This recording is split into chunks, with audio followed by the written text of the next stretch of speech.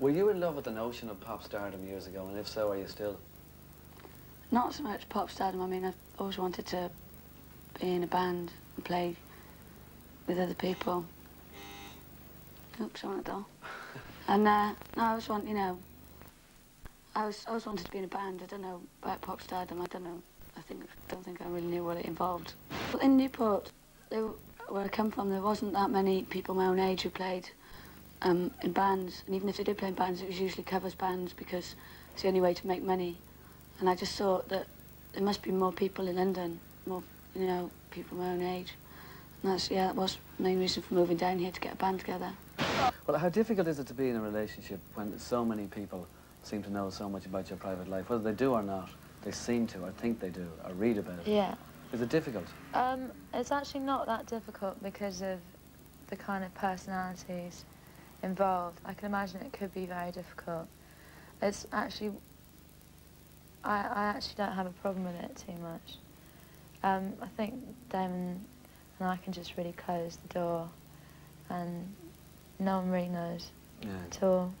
I mean, I've never read anything that kind of gets it. Sure, but by the same token, if a foot is put wrong, and I've got to use the other celebrity couple since Princess Diana and Charles are gone, I mean, Hugh Grant, etc. I mean, it's just wild. It's well, I've kind of made it really clear that I don't care what Damon does. Yeah. So hopefully that's, you know, our kind of get-out clause that I don't care. So, you know, tabloids aren't going to feel like they've got a massive sort of wind-up if Damon's caught snogging someone or... Right. It doesn't really bother me too much. But I mean, surely something has been taken away in some ways with the fact that you've been going out with them for a good few years, and yet now they're the biggest band in Britain for 10 years, maybe. Does that make it more difficult? Generally, you know, we just get on really well and have a nice time when we see each other, and I don't think anyone or anything can really take that away from you, so... Are you able to stand back and look and say, wow, I'm glad I'm not in the exact same position as Justine because of, if you like, the tabloid interest in her and her relationship? That, like, you can say, I can do without a bit of that. It's fine just being in a famous band, that's enough. Well, it does get quite hard, all interviews. You know, like today, getting up this morning, I was really tired, and I think Justine does take a lot of that weight, really. And I know it gets her down sometimes. And yeah, I am quite relieved I'm not in that position, and that I can sort of sit back and write songs more, and you know, you don't get all the media attention. Well, the relationship that you had with Justin, it went from great to not so great. So within the band, I mean, how is it now in terms of, say, the two of you, first of all? Well, we get on brilliantly. I mean, Justin and I've shared a house for like the past 3 years, and he still lives here. We're just best mates. He's an excellent person, and we get on really well. And I mean, even when we weren't getting on, we were still getting on, if you know what I mean. It's like, we knew each other too well, I think. But we get on brilliantly. Well, in the same way as Justine and Damon's relationship is difficult enough in terms of the way a lot of it, whether they like it or not, has to be lived through the press or the tabloids or whatever, do you find in some ways that maybe the relationship between you and Justin was getting in the way of the band? Well, I don't know. I think we tried to keep the relationship totally separate from the band. And if we had any sort of arguments with each other, that would be kept out of the way of them, you know, when we were rehearsing and things. But I think it's definitely hard to sort of have a media relationship or any sort of work, you know, relationship. 1, 2, 3, 4. Don't come his senses loaded over by your house, it's so basic. I think you're faking, have a good time, but don't let into my head. Do you recommend I wear a watch, direct and live or keep it constant and selective? The madness of touring and what it does to people, what about being on stage? Is that 1 hour almost like a form of therapy that you can whack your hand up against this yoke? Sometimes it is. Sometimes it's not good because, you know, like when we were doing the Lollapalooza, we actually had to really work for our audience to be interested in you. So you're getting on stage and it's boiling. It was really, really hot over there. So, I mean, just to be able to stand up for the whole show, because you think you're going to pass out, you're so hot from jumping around on stage anyway, and you've got the sun in your face. And the audience is all seated, so you can't, people at the back can't just come and sit at the front. They've got to have tickets to get to the front.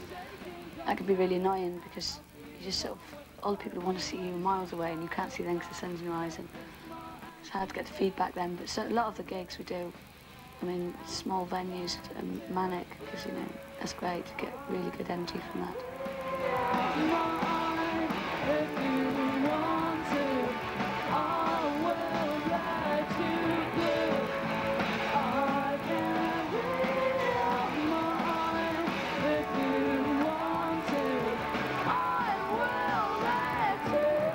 So, Justine, is Elastica a democracy, or are you just the driving force, or that you just have the final say? Which is it? I think it's more of a democracy than it ever was, really. I think at the beginning, Donna was quite sort of wide-eyed about the music industry and stuff, and in many ways, she sort of relied on me to make decisions. But you know, I think as it goes along, we all know the same kind of stuff, and I think everyone's opinion is totally sort of considered.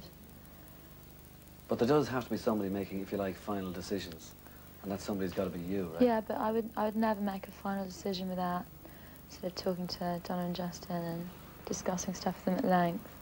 And I certainly wouldn't think that my opinion was necessarily more valid than theirs. If you didn't think that the person who's your spokesperson or is making the final decisions for you is doing the right thing, then you'd have loads of confrontation all the time, and you won't be able to all come to any decisions ever.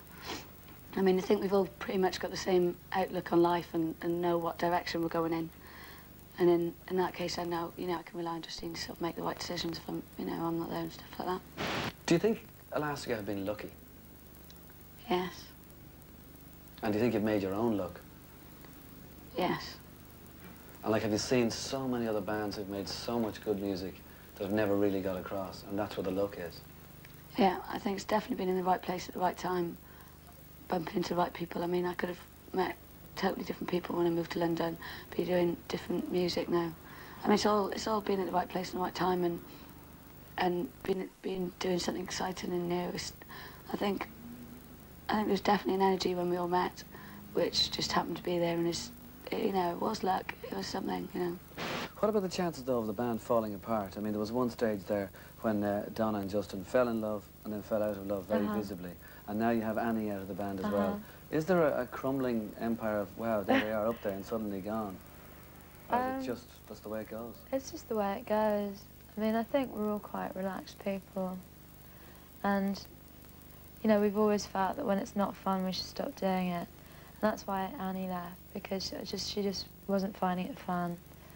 And I don't know what's going to happen. I think that, you know, life generally has its kind of ups and downs, and you have to sometimes kind of hang on for dear life. And that's obviously something that you have to do when you're in a band as well.